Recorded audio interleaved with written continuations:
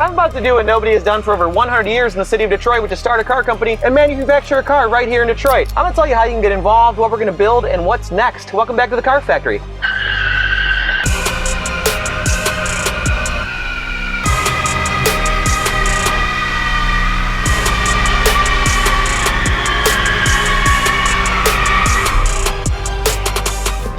But you cannot talk about starting a car company in Detroit without talking about the OG, Henry Ford. Detroit is known the world over for making cars like it's our thing. Most people know about the Ford Model T, which came out in 1908, because the Model T was tough, it was simple, and it was cheap. Ford was completely fixated on improving the process to lower the cost of the car. Because of this, by 1918, half of the cars on the road were Fords. By 1927, Ford had produced over 15 million cars. Before all of that, we had the Dodge brothers though, so let's go back to the Dodge brothers. The Dodge brothers started in 1900 in a small machine shop here in Detroit, about 5 miles away from where I'm sitting this very moment. Their first car, the Dodge Model 3035, was also a simple, durable, reliable car.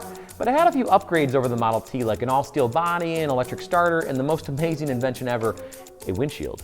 After all the success, both companies were cruising. They just owned the market. Enter Walter P. Chrysler. Wally started the Chrysler Corporation in 1925, exactly 100 years ago this year. Their major model, the Chrysler 6, was a monster.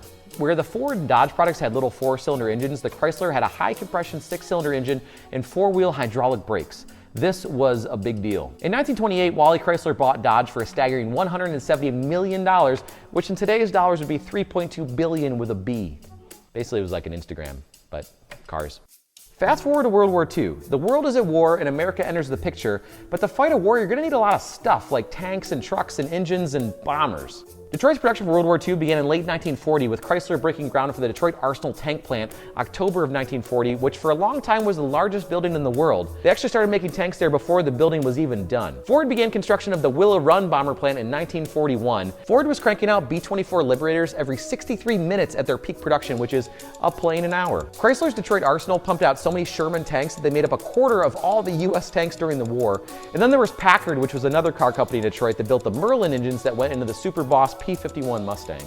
Even the most advanced bomber in the war, the B-29 Super Fortress, used a ton of parts from Detroit. Chrysler's DeSoto division made the nose sections, the fuselage panels, and the entire engine cowlings to cover up those 4 huge 2,200 horsepower radial engines. Also out of Detroit, Briggs Manufacturing stamped the bomb bay doors and the stabilizers, while Fisher Body made the exhaust systems and the tailgun turret assemblies. So even though the plane wasn't made here, it couldn't have been made without here. This plane, the B-29, was one of the most complex and expensive weapons projects of all of World War II. Just a single B-29 contained over 40,000 different parts. This was not just a bomber, this was a fortress in the air, a super fortress as they called it. The plane needed to be this big because it had one main job: to cross the Pacific Ocean and reach Japan.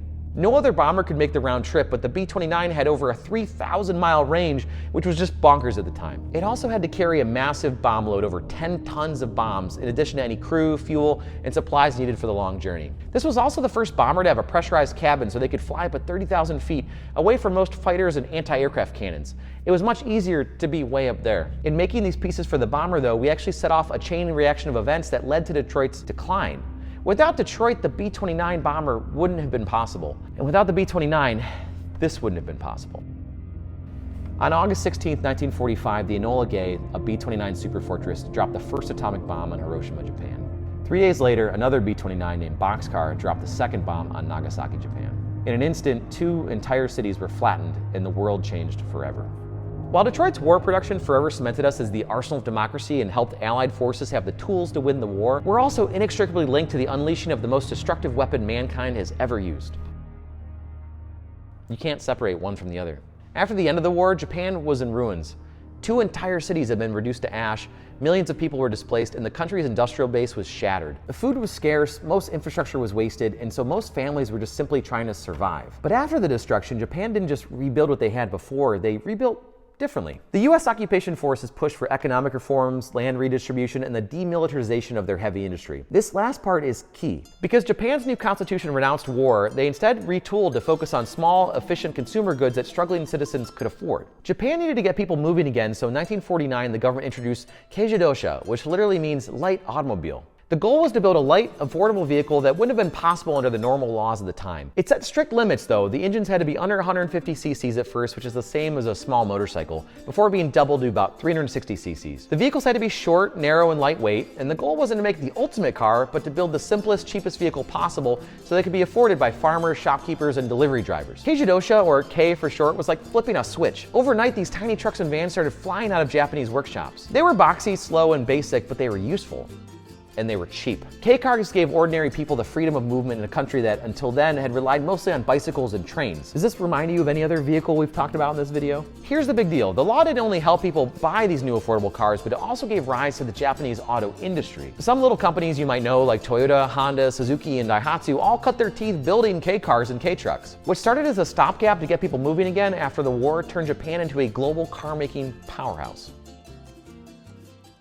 I want to talk to you about how all this ties back into Detroit, but first a short message from our sponsor. Supporting the Car Factory this week is Storyblocks. Most of you have probably noticed most of this video is archival footage because we're talking about history, and this stuff takes a long time to run down. Storyblocks is a stock media subscription service offering unlimited access to high-quality stock videos, images, music, sound effects, and way more, helping creators get more done without extra cost. You get unlimited downloads of diverse and high-quality media for one predictable subscription price. You can choose a monthly or annual plan, and there's no hidden fees or extra costs. This also isn't your usual stock footage you're thinking of. This is an authentic stock library created by real artists. Storyblocks gets unique footage from real artists around the world so you can tell your stories with intention and creativity. You get clear-cut licensing in perpetuity so you don't have to worry about ongoing legal rights or illegal coverage. Anything you use from Storyblocks is 100% royalty-free and ready to use the minute you download it. Storyblocks saves members an average of 3.5 hours a week. Get 2 extra months free when you sign up for an annual plan. Use storyblocks.com/AndyDeRossi to take advantage of this offer. Storyblocks.com, AndyDeRossi. Thanks again to Storyblocks for supporting the Car Factory.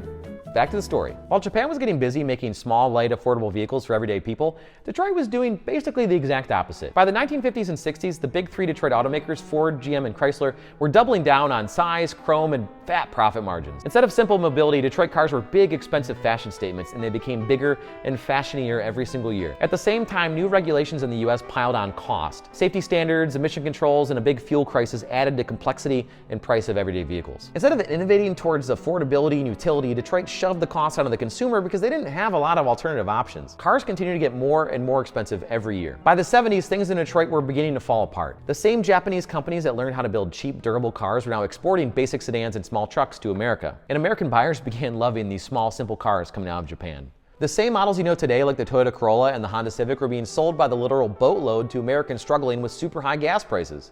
Detroit automakers were caught flat-footed, and their factories and designs were tooled up for massive gas-chugging land yachts.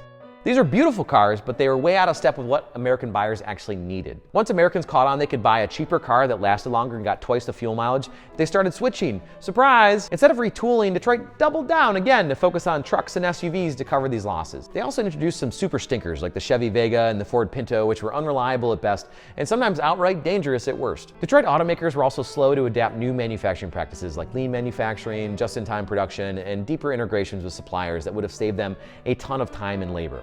Because the Japanese automakers were building from scratch, they didn't have the precedent and they were able to be leaner, cheaper, and more nimble. Detroit automakers also had big legacy costs like pensions and retiree healthcare, which the Japanese automakers didn't have, which added to the price of the cars. Don't get me wrong, I'm here today because my grandparents had great jobs working for car companies in Detroit, and they got good pensions and benefits because of it. The fact remains, though, that Detroit automakers had these legacy costs when competitors didn't, so they tried cutting. The big 3 suddenly started closing plants in Detroit and Flint, which sent both cities into a free fall. They started opening up plants in suburbs and non-union states, but the cost frequently outweighed the savings overall. Look, I could do a whole episode on just Detroit's decline since I was born and raised here, but the point is all this economic collapse led to about 1.5 million people moving out of Detroit, most of those people being middle class and executives, when they moved to the suburbs or out of state, and the tax base just went into free fall. What hit Detroit has been described as a hurricane without water. Whole blocks where there used to be houses were now empty fields and half burned down shells. To give you some sense of scale, you could fit Manhattan, Boston, and San Francisco inside of Detroit and still have space left over, but we have fewer people than San Jose, which is just one suburb in California. This freefall, by the way, wasn't limited to just Detroit and just cars. This was a warning sign of something bigger for manufacturing in the US. It wasn't just car jobs that disappeared, but the whole idea that an ordinary person could work a normal work week and with that money buy a house, send kids to school, and live a good middle-class life. In just a few decades, Detroit went from what was called the Paris of the West, with all of our art and design, to a place that was known for blight, and abandonment. That's our identity as a city now. This is the Detroit that I grew up in and around. I saw these factories crumble as a kid. I actually spent most of my teenage years hanging out in abandoned car factories like the Packard plant. It was a surreal world to be a part of these places that were workspaces just a little before and were now so valueless they were just wide open. They didn't even lock the doors. So let's do a quick summary. Japan gets cheap cars mostly because of a special regulation, the K cars. The US has very expensive cars because basically everything needs to be a giant car for the expressway by law. And US automakers generally have chosen a higher profit, lower volume product over mass, cheaper ones, with the average car price in the United States right now at $49,000, which let alone trucks, which are even more expensive than that. So you might be asking yourself, what does any of this have to do with the factory that I'm sitting in right now? I bought this whole factory in 2021 because I needed a place for my bus company to call home.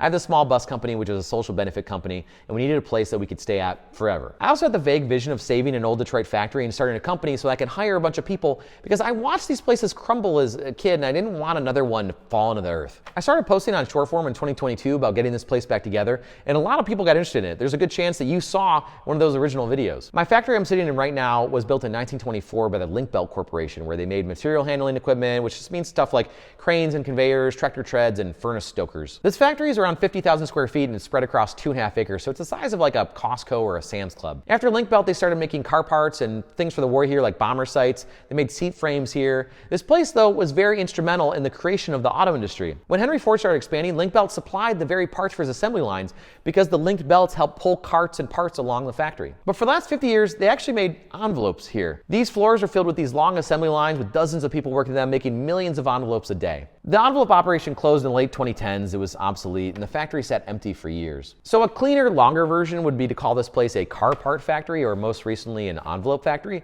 But I like saying car factory because it's easier to say, and it's what I intend to do with it. So that brings me back to the big news. I finally got frustrated enough with the way things are with the auto industry that I just started my own car company. It's called Mutiny, and I called it that because I like it, but also because the mission is to do something different and to create an affordable truck for everybody, not make a big pile of money or anything like that. We're optimizing for impact, not for profit. I want to make what you can imagine as a modern Model T, which is super simple, super useful, and affordable as possible. If I try to do this the way normal car companies operate, it wouldn't be possible. We wouldn't survive. Because the minimum price of modern cars is a lot of things, but part of it is complying with current regulations, which is tens of millions of dollars alone, which doesn't have anything to do with the actual making a car part, which, by the way, is billions. My grand plan is to make something under the assembled vehicle law, which some people call a kit car. Basically, if you assemble part of the vehicle yourself, even a small part of it, most states will let you own and operate the car on public roads under this assembled vehicle law, which is surprisingly punk rock for the car industry. This is how cars like the Myers Manx and the Local Motors Rally Fighter came to be. You'd get a kit in the mail,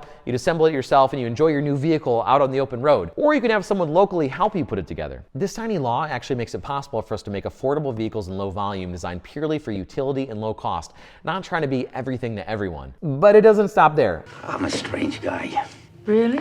Actually, there is one thing. One other thing. One more question, sir.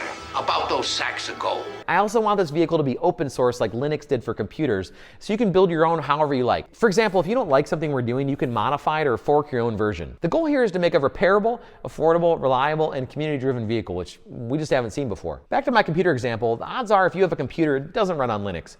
But the web server that you're watching this video from most certainly is, because over 96% of servers worldwide run on Linux because it's free and it's open source. So I want to do the same thing for cars and trucks. You'll also be free to start your own car company with our designs and make your own brand of our truck, or design and produce accessories that fit any of these trucks. You don't need our permission. It's open source, so it's up to you. I believe mobility is a human right, and if you don't have access to a car in American cities, you are cooked. I'd like to take this top-down thing that automakers have been doing for the last 125 years and turn it on its head. Because if we tried the top-down approach, where I went out and raised a bunch of money and tried to make the perfect product for everyone and scaled it up, we would be out of business like 1 out of 1,000 attempts. But if we do this the bottom-up way, the open source way, there's essentially nothing that can stop us. The project becomes default alive and proceeds at the pace of contributions, not just capital. This whole model, though, depends on a lot of smart people getting interested in helping out. That's you, by the way. So today I'm opening up our company Discord to everyone and linking it in the description so you can not only help us shape this truck, but with us design it, engineer it, and test it. There's also an email list on our website where I'm going to be sending out weekly updates on jobs and progress and things we need help here at the factory. We need to put a roof on this place, and I know some of you know how to do that. To kick this whole thing off, I think every great company needs a Halo project to get everyone fired up, and I think I have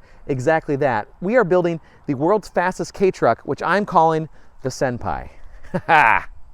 It's going to be really good. So this is going to be a 550 horsepower, all electric, all-wheel drive K-truck that will break every single record that K-Trucks have ever set in the world, because it's just gonna be fun. I've wanted to build this thing for years, and now I bought one. This is a 1996 Suzuki Carry. It's got the little round headlights, because it's adorable. It's gonna be very adorable as it's blowing people's doors off in any single kind of race that we wanna send it into. I want you to help us build this. I'm gonna get an engineering queue going so we can figure out exactly how to build this thing together. The thing that I most regret though is that it's actually fun the way it is now, because it does donuts and burnouts and stoppies and all the things you want a performance vehicle to do stock. Well, the wheels are ugly. The wheels are very ugly. I don't want the wheels, but it's what's on it. It's what it came with. So the shifter's also ugly, but that's fine. Senpai.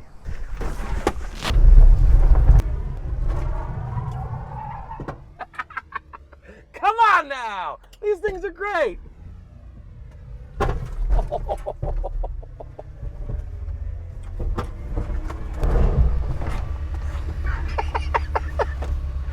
So it's gonna be fun. We're gonna build this thing together. Also, it says that if you're watching this channel, only about 20% of you are subscribed. So I wanna make you a deal. I promise that we're gonna make super high quality content exclusively, and you hit that little button. Just click the little thing and it makes the numbers go up and it makes everything better. So we'll see you in the shop.